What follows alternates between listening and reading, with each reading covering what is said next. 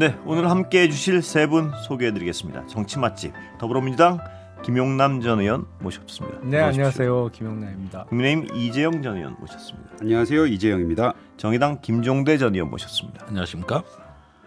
자, 어서 들어오십시오. 근데 오늘 뭐 정상회담 얘기는 나중에 좀 하고요. 아까 많이 했으니까 국민의힘 얘기를 안 할 수가 없습니다. 시선을 피하십니까? 아니, 안 그래도 들어오기 전에 예. 제가 두 분한테 예. 물을 예. 두 잔을 따라 드리면서 예. 국민의힘에 대한 비판을 좀 아니, 뭐 약하게 비판이 해달라. 아니고 일단 뭐 비판은 너무 세게 하시지 말라. 아니 그렇게 부탁을 하면서 물 먹이는 경우가 어딨어요. 뇌 물이잖아요. 뇌 물. 야, 이 어떤 장동혁 후보가 됐습니다. 네. 예상한 분이 별로 없죠? 아니 근데 맞아요. 처음에는 그랬고 중간까지도 그랬고 이제 특히 이제 양자 구도가 되면서 김문수 후보가 이제 무난하게 되지 않겠냐. 저도 그렇게 생각했고 많은 분들 그렇게 예측을 하셨는데 사실 한동훈 전 대표가 그 페북에 글을 올리면서 약간 기류가 좀 바뀌는 걸 이제 당원들로부터 얻을 수 있더라고요. 어떤 글이 어떻게 바뀌었습니까? 그러니까 이런 거죠. 아니 내가 차악을 뽑아야 되면 내 표가 최악 아니면 최악 둘 중에 하나밖에 없잖아요. 거기에 대한 불만, 거기에도 꼭 그렇게 표현을 했어야 됐냐. 뭐 어떤 분은 그런 말씀을 저한테 하시더라고요. 아, 이왕 도와줄 거면 다 알아들을 텐데 그냥 저 뭔가를 통합하고 좀 미래를 얘기할 수 있는 그런 후보를 뽑아주십시오라고만 해도 다 알아들을 텐데 꼭 그런 식으로 얘기를 했어야 됐나라는 아쉬움을 가지고 계시면서 이 전당대회에 대한 그 결과 이미 벌써 최고위원들은 다 뽑히고 했으니까 그래서 나 투표 안 할랜다 이렇게 말씀하신 분들도 있고 라는 부분에 있어서 이게 어떻게 나중에 보여질까라는 것에 대해서는 좀 궁금했습니다. 그런데 오늘 이렇게 결과가 났네요. 그렇다면 한동훈 전 대표의 어떤 정치적 데미지도 상당하겠군요. 그런 측면에서. 저는 이번에는 좀 있을 것 같아요. 왜냐하면 이게 한 2,000표 차이로 이겼나요? 이게 굉장히 극소. 가만히 있는 게 나을 뻔도 했습니다. 저는 그렇게 봐요. 저는 그렇게 개인적으로 평가를 하는데 뭐 본인은 또 어떻게 생각할지 모르겠으나 어찌됐든 간에 이번에 그 정치적 발언은 득보단 실이 많았다 이런 생각이 듭니다. 사실은 그 발언 나오기 전에도 어떤 한동훈 전 대표나 이른바 친한계의 그 미약함, 뭐 내지는 그 존재의 어떤 그 불투명성 같은 게 드러났죠. 사실 24일 날 그 최고위원들은 그날 선출이 된 거잖아요. 근데 최고위원 후보 중에 유일한 친한계 후보라고 볼 수 있는 김근식 후보가 떨어졌어요. 등수 안에 못 들었어요. 4등 안에. 그때 이미 조짐이 있었다. 그렇죠. 그래도 명색이 이렇게 뭐 친한계, 계파가 있다라는 정도의 정치 세력이면 당 대표야 뭐 수가 부족해서 못 만들어낸다고 하더라도 최고위원 한 명은 4등 안에는 밀어넣어야죠. 근데 4등이 아니라 5등 했잖아요. 그게 무슨 친한계에서 후보가 여러 명 나와서 표가 갈라진 것도 아닌데. 그러니까 제가 그전에도 가끔 말씀드렸습니다만 친한계 얘기를 하는데 과연 친한계라는 게 있냐. 난 잘 모르겠다 저는. 존재 자체를 부정하려면 섭섭하겠습니다. 그쪽에. 아니 근데 결과로 나왔어요. 결과로 증명이 돼버렸다. 근데 이제 김용남 의원님 말씀하시는 것도 어느 정도 이해가 되는데 최고위원만 보면은 그 4명을 뽑는 데는 이제 당원들이 2표를 행사하고 또 거기에는 여성이 끼냐 마냐 뭐 이런 것들이 복잡한 방정식이 있잖아요. 근데 우리가 간과해서는 안 되는 게 청년 최고는 2명만 나왔었단 말이죠. 근데 우재준 의원이 이겼습니다. 친한파로 알려져 있고 또 찬탄이고. 근데 거기서도 표가 굉장히 극소수였어요. 거기도 한 2,000표 초였나 뭐 그 정도입니다. 그러면 그게 그대로 이제 당 대표로 올라갔으면 양자구도에서는 뭐 김문수 후보가 이겨야 되는 거잖아요. 우리는 뭐 넉넉하게 이길 거라고 생각은 했었어요. 근데 이제 반대로 나온 거기 때문에 그럼 중간에 무슨 일이 있었냐라는 걸 되돌아 짚어보면 그거밖에 없다는 거죠. 지금 두 분 말씀 종합하면 김용남 의원님 말씀하신 게 더 한동훈 전 대표에게 타격입니까? 아니면 이재호 의원님 말씀하기 더 그러니까 원래 없다는 게 더 욕인가요? 아니면 있는데 그거를 정치적 판단착오로 거꾸로 당했다는 게 더 욕인가요? 저는 잘 판단이 안 씁니다. 어느 게 더 타격인가요? 김종대 의원님 보시기에. 예, 이번 전당대회를 보면서 후반부로 올수록 제가 어떤 착시 현상이 생기는데 김문수와 장동혁 후보의 대결이 아니고 한동훈 대 전한길의 대결 같은 전당대회로 가고 있더라고요. 이런 프레임이 구도가 나온 것은 한동훈 전 대표나 친한계 쪽에 매우 나쁜 프레임이라고 저는 봅니다. 왜 그러냐 하면은 한동훈 대표나 친한계 쪽은 소극적인 전략입니다. 그런데 반면에 전한길은 완전히 그냥 시퍼런 바닷물에 몸을 던지듯이 이렇게 적극적이고 공세적인 방식이거든요. 그러다 보니까 무언가 뒤에서 이렇게 훈수를 두는 듯한 정치와 맨 앞줄에서 온몸을 던지고 징계까지 먹어버리는 이런 어떤 것들이 모양으로 대비가 되는 게 막판에 형성이 됐다는 것이죠. 그런 면에서는 조금 어떤 결기의 부족으로 인식이 되면서 친한계 쪽의 어떤 존재감이 상당히 퇴색되거나 잠식됐다. 세 분의 말씀은 각자 다른 방향을 내서 말씀하시면 한동훈 전 대표였던 타격이라는 측면에서는 아주 동일한 말씀을 하고 계신 것 같습니다. 그런데 사실 한동훈 전 대표 같은 경우는 항상 여러 어떤 선거에서 존재감을 냈다가 이번 당대표 선거를 앞두고는 굳이 내가 나가야 되냐 처음부터 태도가 이러셨단 말이에요. 그러면은 당을 혁신하고 개혁을 하려면은 그런 자세가 맞느냐. 그 다음에 이제 선거 때 쭉 관망적 자세를 취했죠. 반면에 장동혁 후보 같은 경우는 물론 저는 그 노선에는 절대 찬성하지는 않습니다만은 어떤 행동 방식에 있어서는 굉장히 전투적이고 나름대로 어떤 적극적이면서 공세적인 방식을 취하고 있단 말이죠. 그래서 이 방식은 제가 보기엔 2019년에 당시 새누리당 당대표 선거 때 멀찍이 앞서가던 오세훈 후보를 황교안 대표가 태극기 부대를 등에 업고 엎어버린 그 당대표 선거에 비견됩니다.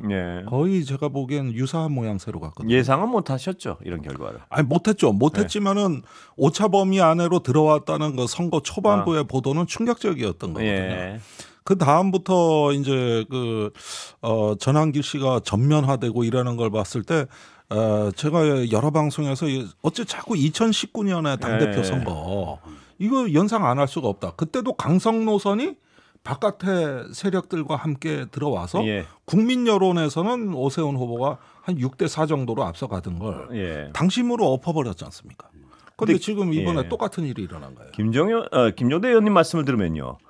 한동훈 전 대표가 자신을 너무 거물로 생각한다는 느낌도 들어요. 관망이라는 건 원래 좀 거물이 하는 거 아니겠습니까? 뒤에 앉아가지고 판도 읽고 어느 쪽 힘도 실어주고. 근데 본인의 어떤 위상에 대해서 좀 과도하게 생각하고 있는 거 아닌가 이런 의심을 하지 않을 수가 없습니다. 지금 결과론을 또 같이 보면 더욱 그렇고요. 그게 이제 정치판에 이른바 우리가 바닥부터 기어서 올라간 사람하고 정치판의 시작을 당 대표하고 동급인 비대위원장으로 시작한 사람하고의 차이라고 볼 수가 있죠. 그러니까 너무 시작부터 위에서 시작을 해갖고 어떤 내공을 쌓을 시간은 없었는데 그렇습니다. 보는 시각이 딱 고정돼 있는 거예요. 딱 위만 봐 이렇게. 그러면서 본인의 정치적인 위상을 말씀하신 대로 그야말로 정치적 거물 내지는 극급으로 자꾸 생각하는 것 같은데 녹록지 않죠. 그래서야 근데 어떤 지도적 위치를 차지하려면요. 자신이 손으로 일궈낸 농사를 지은 게 뭐가 있어야 되는데 그게 너무나 없단 말이에요. 그러니까 앞서 제가 말씀드린 부분도 차악을 뽑아달라 이 얘기보다 그럼 아싸리 김문수 뽑아주세요. 이렇게 나가면 차라리 나가면 왜냐하면 이제 우리가 저 1차 선거 결과는 몰랐잖아요. 4명, 2명으로 줄이는 건데 오늘 이제 결과를 보지 않았습니까? 그때 보니까 조경태 의원하고 안철수 의원 합친 게 2등은 하겠더라고요. 그래서 그 단일화가 실패됐잖아요. 근데 어쨌든 간에 그 표를 합쳐서 그 표가 만약에 이제 찬탄이다라고 하면 그게 혹여라도 한동훈 표라서 그게 김문수한테 갔으면 당연히 이겨야 되는 건데 그 결과가 안 나오지 않았습니까? 그런 의미에서는 한동훈 전 대표 이번 선거 개입 아닌 개입인데 좀 적극적이지 못했던 거는 요번에 2,000표 차이에서 조금은 회자가 될 것 같다는 느낌이 듭니다. 그런데 그 뭐 한동훈 전 대표의 정치적 위상이 타격을 받았다는 거, 뭐 이게 괴멸적인지 아닌지 좀 더 지켜봐야 될. 어떻게 보십니까? 어느 정도 타격인가요, 보시기에? 힘들죠. 앞으로 국민의힘에서 어떠한 그 더군다나 리더의 자리를 다시 차지하기는 저는 어렵다고 봐요. 근데 당장 뭐 그렇다고 그러면 이른바 친한계를 끌고 그럼 뛰쳐나가서 새로운 정치 세력화를 모색할 수 있냐? 불가능하죠. 불가능해요. 그래서 제가 보기엔 왜 불가능합니까? 그 정도 세도 안 될 뿐만 아니라 그런 거는 진짜 DJ, YS, JP 정도 급이 돼야 할 수 있는 일이지. 나머지 사람은 못 해요. 나가 보세요. 굶어 죽지 살아남을 수가 있나? 안 돼요. 제가 바로 이런 얘기 때문에 국민의힘의 혁신을 바라보는 것보다 정당법 개혁이 더 빠르다는 겁니다. 무슨 얘기냐면은 모든 기득권이 어떤 그 비민주적인 정당 운영을 하더라도 기존 양대 정당에 다 국고 지원이 집중되게 되어 있습니다. 이러니 이런 당을 버리고 나갈 수가 없는 거예요. 그러면 혁신이라는 것도 그냥 제한적으로 목소리를 내는 거지 당을 깰 각오까지는 안 되는 거거든요.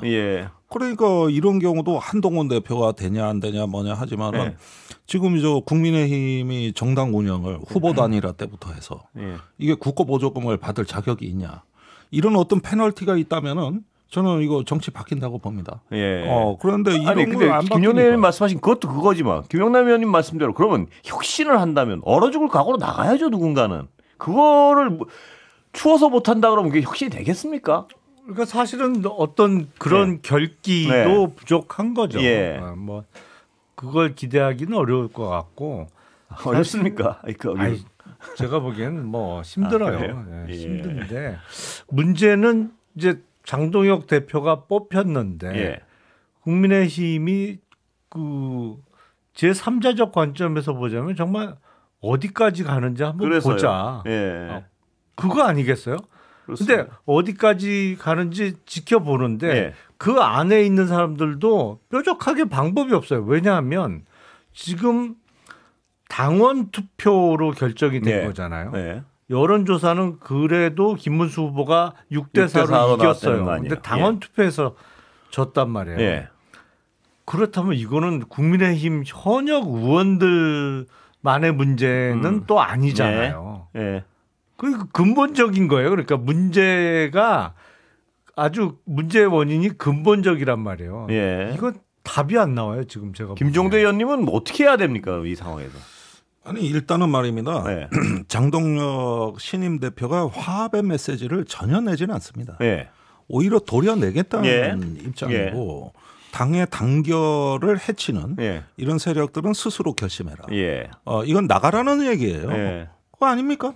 그러면은 이런 어떤 이야기를 들으면서 그 남아 있는 분들도 굉장히 궁색한 처지가 되지만.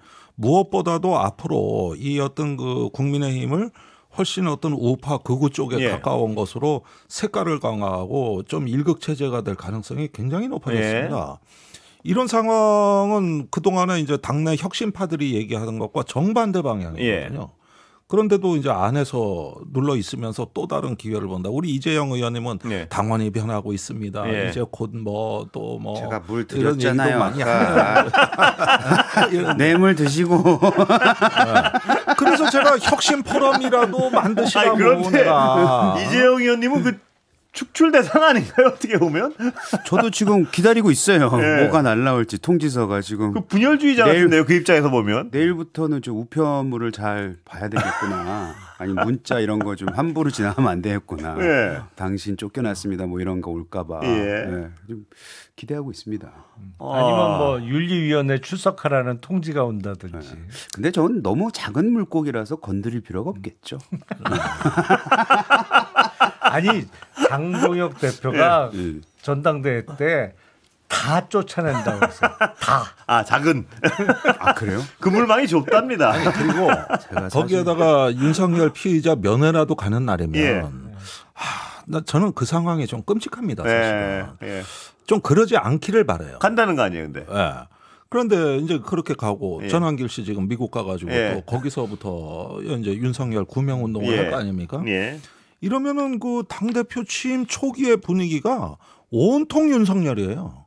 지금 그 분위기로 가고 있는 거거든요. 아니 근데 오늘 장동혁 대표가 YTN인가에서 라디오에서 이제 인터뷰하는 걸 들었는데 약간 레토릭이 변하긴 했어요. 어떻게 변했습니까? 그런 얘기를 하더라고. 이런 뭐 저 윤어겐과 어떻게 이제 관계 설정할 거냐고 이러니까 뭐 지금 우리가 당이 이기기 위해서는 뉘앙스는 이기기 위해서는 뭐 말도 안 되는 소리 하면 안 되기 때문에 그거를 설득해 나갔다 이렇게 좀 애둘러서 얘기를 하고 전환길 씨에 대해서 뭐 지금 뭐 지명 최고위원 얘기 나오니까 그분은 밖에서 잘 싸울 뿐이라도 얘기를 하고 하는 거 보니까 이 무슨 변화에 조금씩 다시 한번 변하려고 하나 뭐 이런 생각도 들 정도로 약간은 좀 그 유연해진 건 같아요. 그래서 오늘 바로 됐으니 뭐 어떻게 할지 모르겠으나 조금 더 지켜보면은 이 당을 어떻게 이끌어 나가는지가 좀 보이겠죠. 근데 며칠만 지켜봐도 나올 것 같아요. 근데 저는 장동혁 대표가 정말 내심은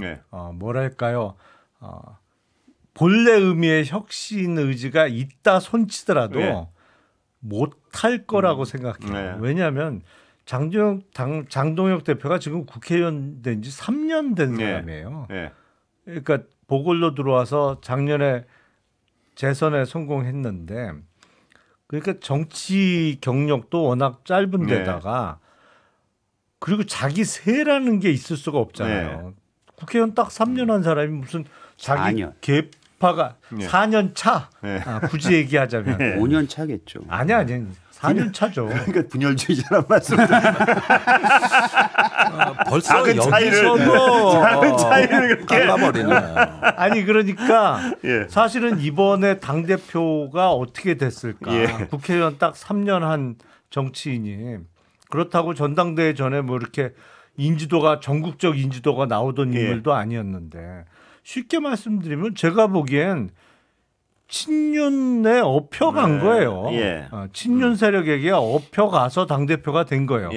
그러면서 국힘 내부에서는 친윤 내지는 수면 밑에 있다는 언더 친윤들의 등에 업혀간 것이고 외부에서는 그들과 함께하는 유튜버들이 그러니까 특정 성향의 유튜버들이 일방적으로 장동혁 후보를 밀어주면서 당대표가 된 건데 자기 세가 없는 정치인이 당대표가 됐다고 해서 기존 본인을 밀어서 당대표 만들어준 세력과 결연을 하고 갑자기 뭐 윤과의 결별을 한다든지 뭐 떨쳐낼 수 있다고?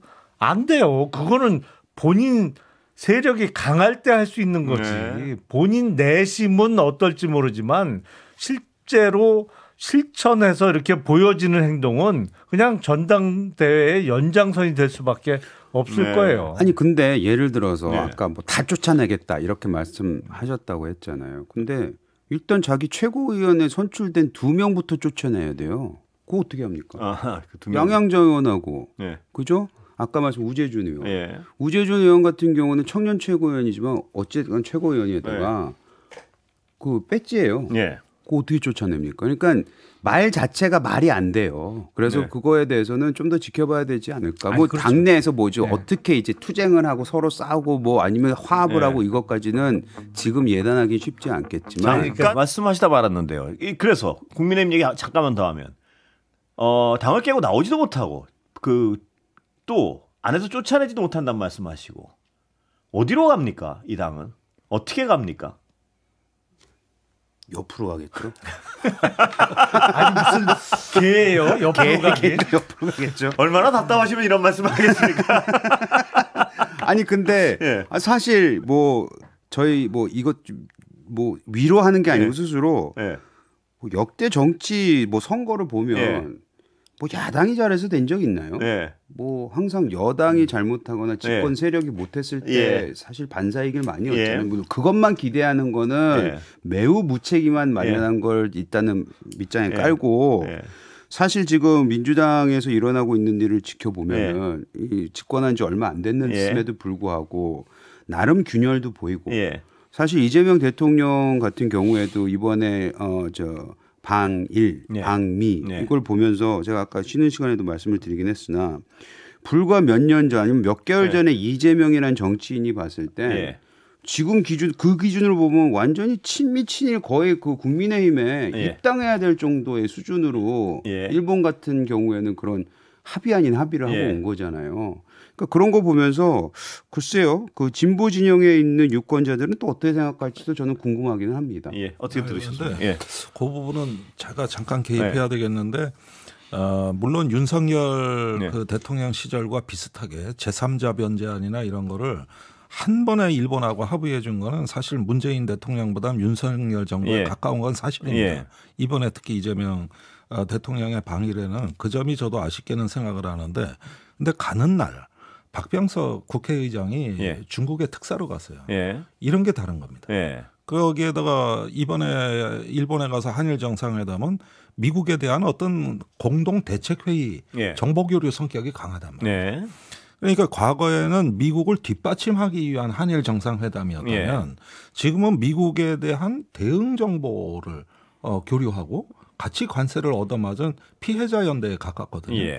그래서 이런 부분이 겉모양이 외형이 비슷하다고 해서 내면의 본질까지 갔다고 할 수 있겠느냐 여기에 의문을 제기하고요. 또 그러면서 기내에서 중국하고 친한 게 왜 잘못이냐. 이 얘기를 간담회 때 했거든요. 그래서 이번에 또 트럼프 대통령하고 중국 문제는 아예 의제에도 안 나왔기 때문에 이런 부분이 과거에 중국 견제를 위한 미국의 인도 태평양 프레임은 방일, 방미 어느 과정에서 단 한 번도 언급되지 않았다. 이런 차별성은 인식해야 될 것 같아요. 저는 사실 그런 면이 오히려 저 개인적으로는 더 좋아요. 그것이 바로 이재명 정부의 어떤 실용주의 내지는 국익주의를 대표적으로 나타내는 거 아니냐.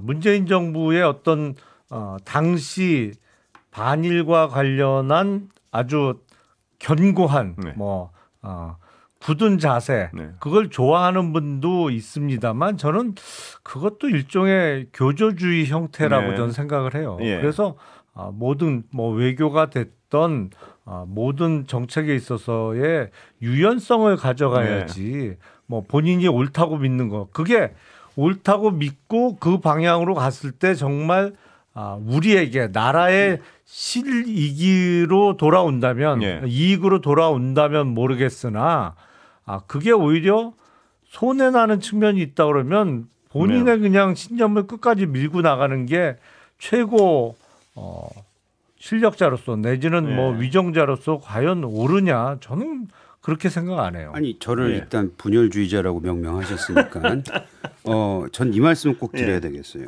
저도 요번에 미국에서 간 회담이 아직 파편적으로 나와서 총평을 할 수는 없습니다. 다만 가서 망신 안 당하고 어느 정도 외교적인 성과를 이룬 거에 대해서 그 일본과의 관계에 대해서 저는 대통령으로서는 잘하셨다고 생각해요. 물론 우리 당에서는 그거에 대해 비판이 나오긴 하지만 근데 저는 그럼에도 불구하고 이게 반복적으로 나오는 우리 정치의 굉장히 슬픈 역사인데 야당일 때 그리고 정치인일 때 그리고 정치적 지도자였을 때 본인이 했던 말들이 있습니다. 본인들이 매우 강하게 비판을 했고 그거를 자산 삼아 정치적으로 더 떴어요. 그리고 물론 국민의힘이 못하고 이 이상한 계엄이 있고 탄핵이 있었기 때문에 수도 못 썼지만 대통령이 된 이후에 이런 식으로 얼굴을 바꿔버리면은 글쎄요 그 정치인들에 대한 그 무책임함 우리가 위정자들을 봤어요. 위정자는 건 대통령만 있는 건 아니잖아요. 어쩌면 우리 모든 정치인들 그렇게 봐줘야 되는데 국가 리더로 이 무책임함에 대해서는 저는 책임을 물어야 된다고 생각을 해요. 그 무책임이라는 단어하고는 전혀 아니 그 당시에 무책임한 행동을 한 거잖아요. 어떻게 자기가 계속해서 비난을 구체적으로 어떤 사안? 아니 한일 관계에 있어서 과거사에 있어서도 윤석열 아까 말씀하셨잖아요. 윤석열 정부에서 나왔을 때 어마어마하게 비판을 했고 제3자 변제 말씀하신 그렇죠. 거예요? 거기에 대해서 막 비판을 했을 때 뭐라고 했죠? 삼전도 굴욕이라 그랬죠. 그러니까 거기에다가 가장 제가 기억하기에도 세요. 그거는 말씀이 맞습니다. 그런 말씀이 맞는데 이 부분에 대한 일관성의 결여라든가 너무 쉽게 합의해 준 부분은 전 충분히 지적할 수 있다고 봅니다. 그런데 지금은 그때 당시에 관세 파동이 있었던 것도 아니고 그때는 바이든 대통령 시절이고 인도 태평양 전략을 공유하느냐 마느냐. 근데 이번에는 아예 그 의제 자체가 없었다는 거. 그래서 이것을 같은 사안이냐 다른 사안이냐는 조금 우리가 좀 뭐 이걸 집단지성을 갖고 봐야지. 일본에 가는 행위가 이게 그때 가는 동기하고 지금 동기가 같다?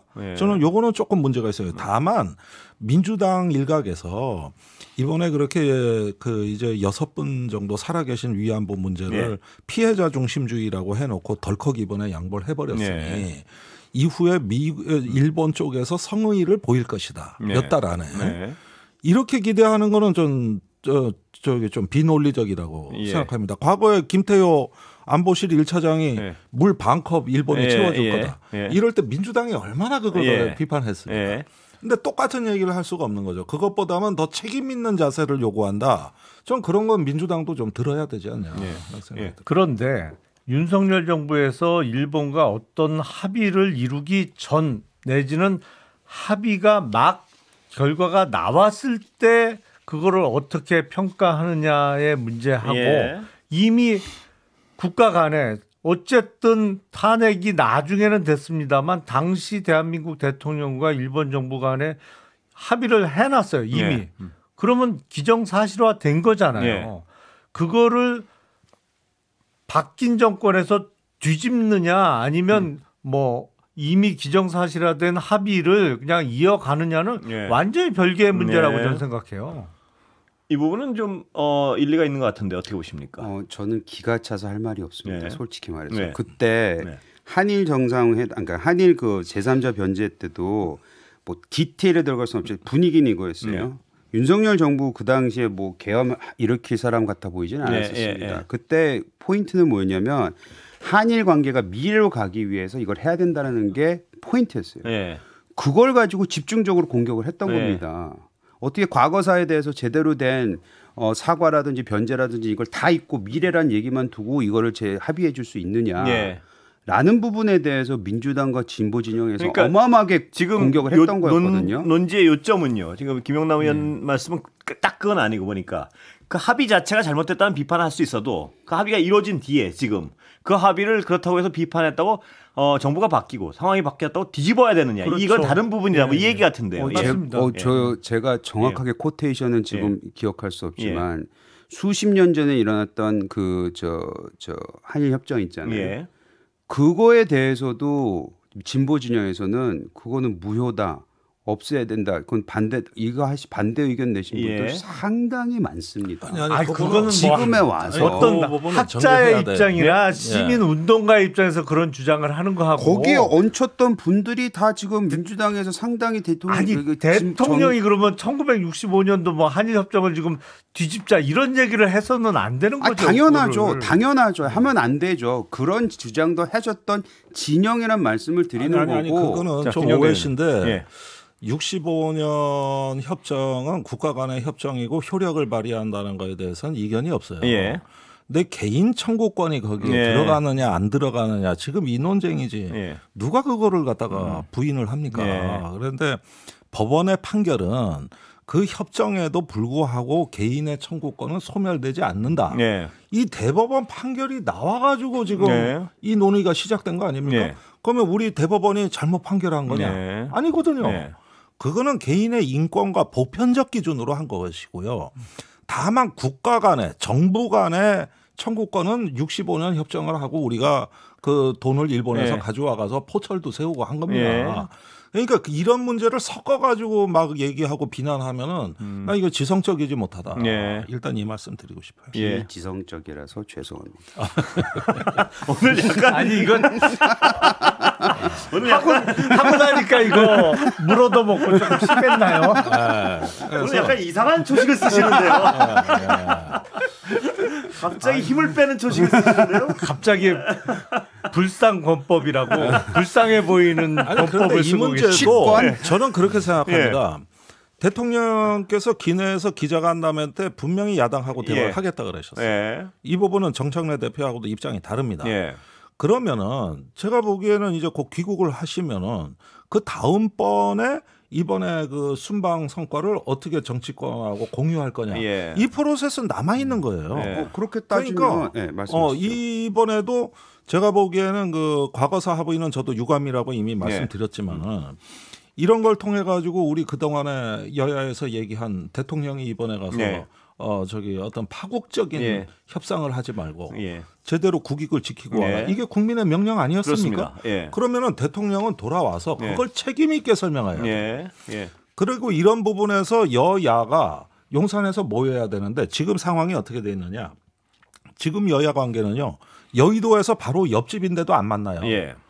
근데 용산에 가서 만납니다, 지금. 그러니까 요즘은 앞으로 여야 원내대표가 상대방 만나려면은 당대표나 거기 각자 당에 연락하는 게 아니라 지금 대통령 정부 수석실에 연락을 해야 될 거 아니에요. 이런 식으로 하다가. 그런데 이게 그렇게 따지면 장동혁 그 대표가 대표 되는 과정에서 나왔던 상당의 뭐 공약이라든지 이 언행은 저는 동의할 수 없지만 오늘 되니까 그 얘기하더라고요. 자기가 법사위에 있었는데 당시 법사위원장이던 현 여당 대표가 자기는 논리적으로 뭐 이견은 있었으나 뭐 싸우지 않았다. 그래서 나는 충분히 정청래 대표하고 대화할 수 있겠다라고 얘기를 하더라고요. 그럼 또 높게 평가해 줘야 되겠네요. 그건 높게 평가해야 되겠네요. 아니 소식이 약간 아니 그걸 뭐 높게 평가할 정도의 멘트는 아닌 것 같은데. 아니 오늘 우리 이재영 형님이 보니까 새로운 초식을 들고 나오니까 허무주의 반격인데요 보니까. 그런데 오늘 고민 많이 하고 나왔어요. 그런데 제가 진짜 여쭤보고 싶은 건 정청래 대표한테 말입니다. 그래도 여당 대표인데 대화는 해야 되지 않느냐고 비판을 하는 분들의 그 마음은 어떻게 보면 알겠어요. 그런데 지금 정작 당선된 대표가 말입니다. 계엄을 거의 옹호하고 뭐 탄핵을 계엄은 뭐 사실은 계몽령 얘기하고 근데 이게 대화를 해야 된다는 그 당위적 상황 가지고 이게 해결이 되겠습니까? 저 그것도 좀 생각해 볼 만한 문제다. 어떻게 대화를 할 수 있습니까? 그러니까 만약에 대화 주제가 그와 관련된 거라면 진짜 대화가 안 되겠죠, 이루어질 수가 없죠. 그건 뭐 큰 소리밖에 나올 게 없죠. 사실은 뭐 비상계엄의 불법성이라든지 아니면 윤석열 탄핵의 정당성과 관련한 특권 관련한 문제랄까요? 이슈라면 이게 대화가 이어질 수 없어요. 기본적으로 이건 뭐 분명히 시작하자마자 큰 소리 날 거예요. 근데 아예 실무적인 얘기라면 조금 대화를 해볼 수 있겠죠. 근데 양쪽 다 본인들을 당대표로 지지해준 당원들과 또 국민들의 눈이 있기 때문에 저는 악수가 어떤 상황에서 어떤 형태로 이루어질지가 참 궁금해요. 쉽지 않죠. 쉽지 않습니다. 그게. 그러니까 각자의 당원들을 강성 당원들을 결집하는 게 당대표의 권위를 회복하는데 가장 좋다는 계산들은 양당이 다 하고 있는 거예요. 그러면은 당 대표의 정치가 그렇게 흘러간다면은 다른 라인도 있잖아요. 원내대표 같은 경우는 이제 곧 정기국회 다가온단 말이에요. 예산 협의해야 될 거 아닙니까? 그리고 또 지역구 예산들 다 챙기셔야 될 건데. 그러니까 이런 부분에서 국회 운영의 묘를 투트랙으로 잘 운영하면 됩니다. 그래서 당대표들은 서로 만나기 싫어하시는 것 같으니까 그런 면에서는 괜히 얼굴 붉혀가면서 무리하게 만나지 마시고 원내대표 만나서 실무 협상하고 그다음에 당대표 보고 받으면 돼요. 가서 뭔 얘기하더나 그냥 궁금하거든 사실은. 그것까지 하지 말라고는 안 할 거예요. 당대표끼리는 되도록 안 만나요. 그러면? 되도록 만나지 마세요. 실질적으로 당대표들끼리 만나지는 않잖아요. 잘. 항상 행사에서 잠깐 옆에 앉아서 하는 정도지. 그런데 행사 가도 지금은 악수 안 해요. 그 정도 수준까지 갔기 때문에. 그런데 이제 어떤 또 국회의 어떤 그 국정이라는 게 엄연히 있기 때문에 정당은 갈등하고 투쟁할 땐 해야 됩니다. 또 그 선명성이 어떤 당의 어떤 정체성을 담보한다고 할 때는 이제는 그건 부인할 수가 없어요. 그러나 이제 그 이외의 영역은 그것대로 또 국가적으로 협력할 게 있고 저는 대통령이 그 균형자 역할을 하실 것 같아요. 그러니까 여야 원내대표들 이런 어떤 아니 제가 보기엔 대통령에게 너무 많은 숙제를 지금 내주시는 거 아니에요? 만나시겠다 그것까지 해야 돼요? 아니 대통령께서 만나시겠다 그러지 않습니까? 진짜 대통령 만능주의시네요 다들. 이거 이러면 안 약간 됩니다. 코믹 토론이네요. 아니 근데 대통령 너무 바쁘시지 않겠습니까? 그럼 내치 외치에다 뭐 국회 역할까지 하면 과도한 권력을 지금 악수 좀 해. 그리고 이렇게 악수 하게 만드는 것까지 대통령이 해야 돼요.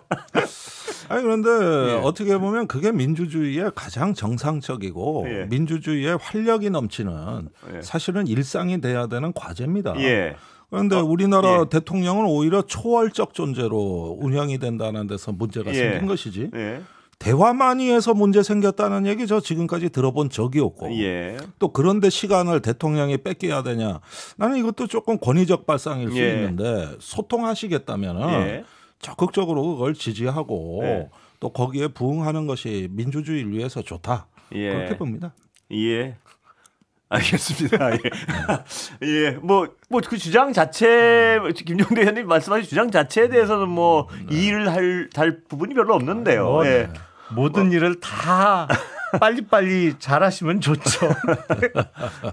가능할까요? 그런데 문제는 말입니다. 지금 이게 이재용 의원님도 잘 지금 이 상황의 난감함 때문에 여러 가지 생각을 하시겠지만 정말 저렇게 끝없이 우측으로 달려가고 있는데 뭐 하나 같이 하기 쉽지 않은 상황인 건 분명합니다. 저렇게 달려가는데 예를 들어서 실무적인 아까 합의라고 말씀하셨는데 실무 합의는 되겠습니까? 과연 저렇게 우측으로 달려가는 예를 가장 중요한 국민들이 얘기하는 세법 뭐 이런 데는 과연 이성적인 합의와 논의가 되겠습니까? 저는 그것도 안 될 것 같은데요. 상당히 그 이데올로기적인 편향도 감화될 것이다. 그런 면에서 어떤 정책 경쟁이라기보다는 어떤 색깔 논쟁이나 이데올로기 투쟁이 될 가능성도 상당히 있고 또 우리 정치가 이제 그런 패단에서 굉장히 피로도가 높아질 가능성이 있는데요. 그런데 사실은 이거는 현실입니다. 미국의 공화당이나 일본의 자민당도 극우화되고 있어요. 지금 이걸 우리가 국민의힘 문제로만 보는 것도 문제가 저는 있다고 보는 거거든요.